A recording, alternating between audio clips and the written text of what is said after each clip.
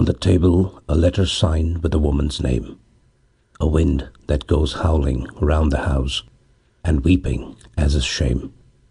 Cold November dawn peeping through the windows. Cold dawn creeping over the floor, creeping up his cold legs, creeping over his cold body, creeping across his cold face.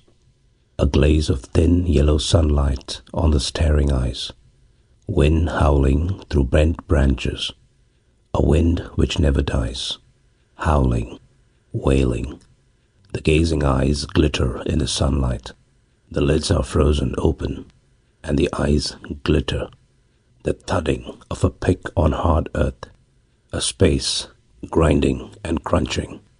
Overhead, branches writhing, winding, interlacing, unwinding, scattering, tortured twinings, tossings, creakings. Wind flinging branches apart, drawing them together, whispering and whining among them. A waning, lopsided moon cutting through black clouds. A stream of pebbles and earth, and the empty spade gleams clear in the moonlight, then is rammed again into the black earth. Tramping of feet, men and horses, squeaking of wheels.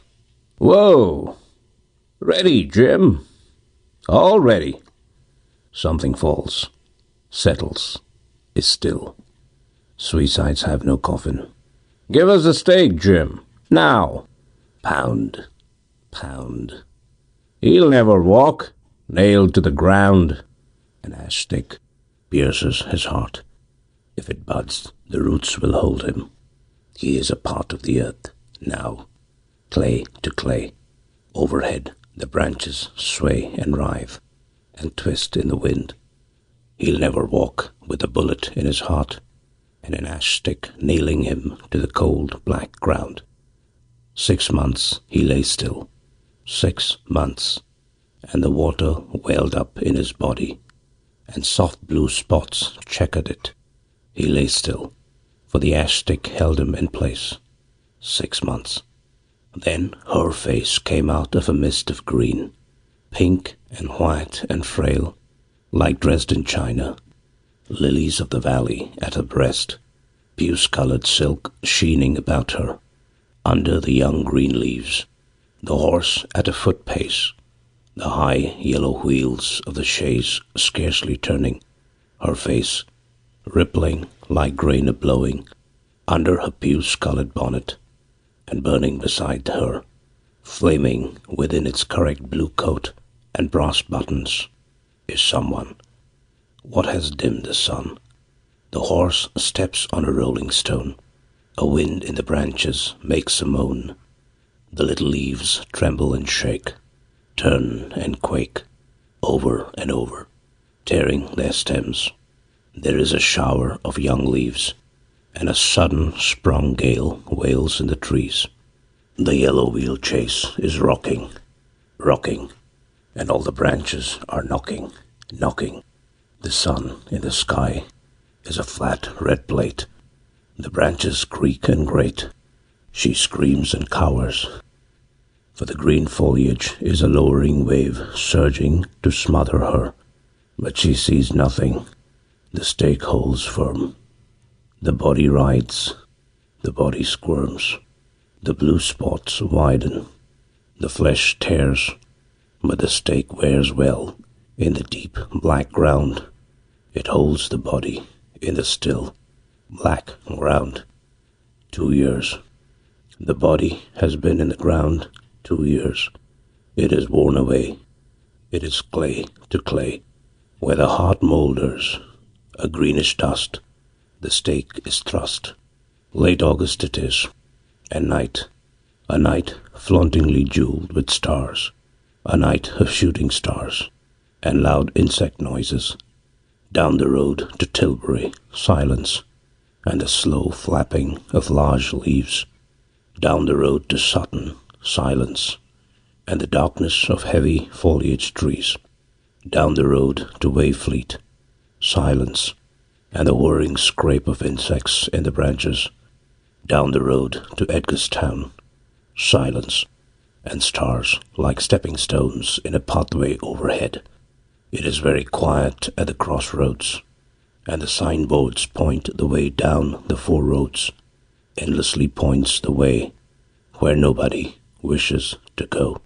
A horse is galloping up from Sutton, shaking the wide, still leaves as he goes under them, striking sparks with his iron shoes, silencing the katydids.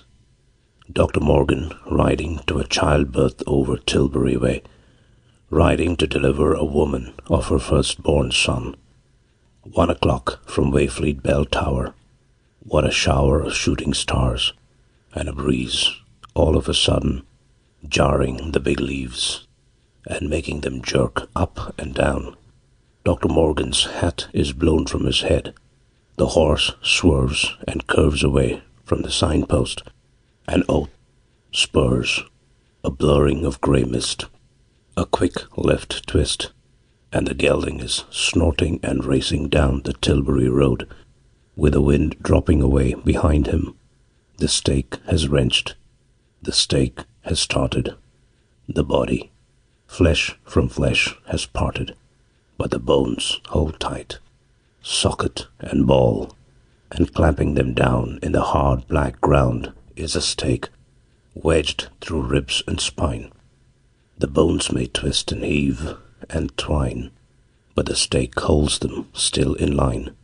The breeze goes down, and the round stars shine, for the stake holds the fleshless bones in line. 20 years now, 20 long years. The body has powdered itself away. It is clay to clay. It is brown earth mingled with brown earth.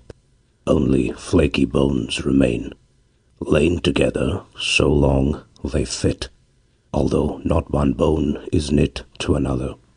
The stake is there, too, rotted through, but upright still, and still piercing down between ribs and spine in a straight line. Yellow stillness is on the crossroads. Yellow stillness is on the trees. The leaves hang drooping wan. The four roads point four yellow ways. Saffron and gamboge ribbons to the gaze. A little swirl of dust blows up Tilbury Road. The wind, which fans it, has not strength to do more. It ceases, and the dust settles down. A little whirl of wind comes up Tilbury Road. It brings a sound of wheels and feet. The wind reels a moment, and faints to nothing under the signpost. Wind again, wheels and feet louder. Wind again, again, again. A drop of rain flat into the dust. Drop, drop. Thick, heavy raindrops, and a shrieking wind bending the great trees and wrenching off their leaves under the black sky, bowed and dripping with rain. Up Tilbury Road comes the procession, a funeral procession, bound for the graveyard at Wayfleet. Feet and wheels, and among them one who is carried. The bones in the deep still earth shiver and pull. There is a quiver through the rotted stake. Then stake and bones fall together in a little puffing of dust. Like meshes of linked steel, the rain shuts down behind the procession, now well along the Wayfleet Road. He wavers like smoke in the buffeting wind. His fingers blow out like smoke. His head ripples in the gale. Under the signpost, in the pouring rain, he stands and watches. Another quavering figure drifting down the Wayfleet Road. Then swiftly he streams after it. It flickers among the trees. He licks out and winds about them, over, under, blown, contorted. Spindrift after spindrift, smoke following smoke. There is a wailing through the trees, a wailing of fear, and after it, laughter, laughter, laughter, skirling up to the black sky. Lightning jags over the funeral procession. A heavy clap of thunder, then darkness and rain, and the sound of feet and wheels. End of The Crossroads